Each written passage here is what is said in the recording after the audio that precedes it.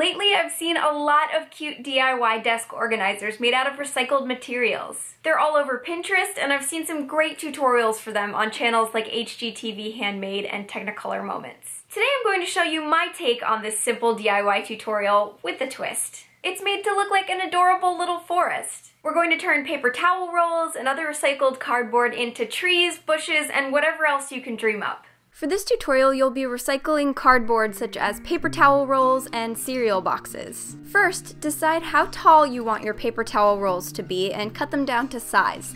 I measured a pair of scissors to see how much space it would need. Next, measure your cardboard roll so you can cut a piece of brown paper or cardstock to wrap it in. This should wrap all the way around the roll, leaving a little bit of overlap and be just a little bit taller than the height of the tube, since we'll be wrapping that over the edge later. Then, cut a piece of green stock the same width but half of the height of the tube. We'll be using this to line the top part of the inside. Next, put some glue on the back side of the brown paper and roll it onto the tube. I needed a bit of tape to get it to stick at first. Once I wrapped the paper all the way around, I made a line of tacky glue on the edge and held it shut while the glue started to dry, just to make sure that it would stay there. Next, use an X-Acto knife to cut small triangles all the way around the extra paper that sticks out on the end. Fold down the tabs you just made to make a crease, then put a little bit of glue on each one and fold them back down one by one. You may have to hold them in place until the glue starts to stick, but when you're done, it should look like this. Then you're going to do the same thing with the green paper, except that it will go on the inside of the tube, starting at the top, so you'll see the green peeking out later. This can get a little messy since you have to roll the green paper before putting it into the tube and then kind of readjust it to make sure that it is flat against the tube. You may need to use some more tacky glue if the end curls up. But look how nice that looks. I think it's worth it. Now we'll be making these tubes look a bit more like trees. On the back of some light brown paper or cardstock, draw some irregular, organic-looking tree knots like this with a pencil. If you need more tips on drawing a wood grain pattern, check out Sea Lemon DIY's tutorial in the video description.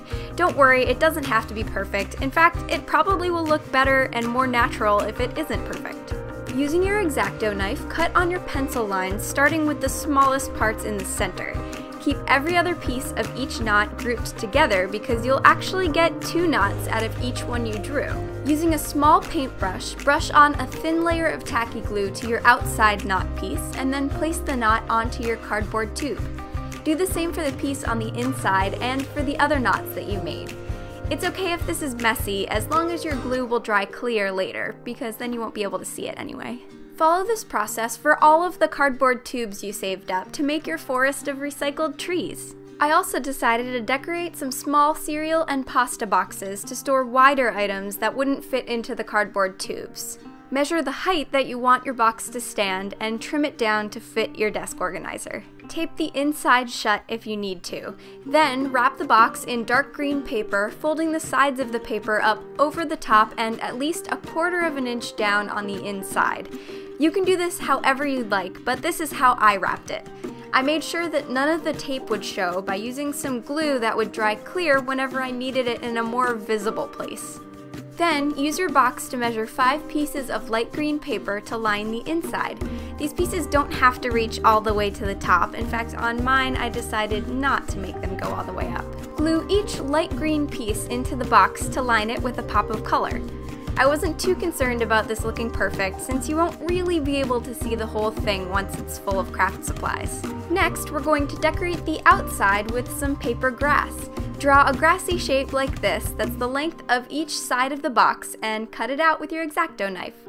I left out the sides that would be blocked by the other boxes and cardboard tubes since you won't see them anyway. Brush on some glue and press the paper grass onto the bottom edge of the box. It should look something like this if you're following along, but feel free to be creative and decorate it however you'd like. Now, arrange your finished cardboard pieces on some kind of base. I'm using a piece of wood with the tree bark still on it that I got from Michael's. Using some really sturdy glue, I'm using a hot glue gun as you can see here, glue the bottom of each piece into place on the base. Sorry mine got a little messy. I had to be quick so the glue wouldn't harden and there was a camera between my eyes and my hands. It turned out okay though. There you go! Now you can fill your lovely forest-themed desk organizer with all kinds of craft supplies, pens and pencils, tools, and basically whatever you want. I even left a spot for this polymer clay beastly sculpture I love so much. And here it is, my finished project. You can make this as big or as small as you want, and it'll hold whatever pens, pencils, or other craft supplies that you need a space for. In the comments, tell me how you keep your desk organized. Thanks for watching, and I'll see you soon.